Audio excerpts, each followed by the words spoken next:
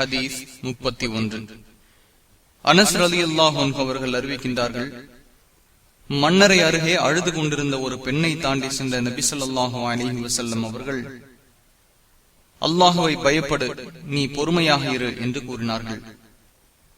அதற்கு அப்பெண், என்னை விட்டும் நீர் செல்வீராக, எனது சோதனை போல் நீ சோதிக்கப்படவில்லை, அதை நீர் அறிய மாட்டீர் என்று கூறினாள்.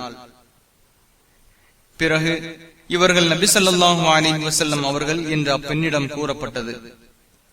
உடனே அப்பெண் நபி ஸல்லல்லாஹு அலைஹி வஸல்லம் அவர்களின் வீட்டு வாசலுக்கு வந்தாள். அந்த இடத்தில் காவலாளி எவரும் இல்லை. நான் உங்களை அறிந்தவள் அல்ல என்று கூறினாள்.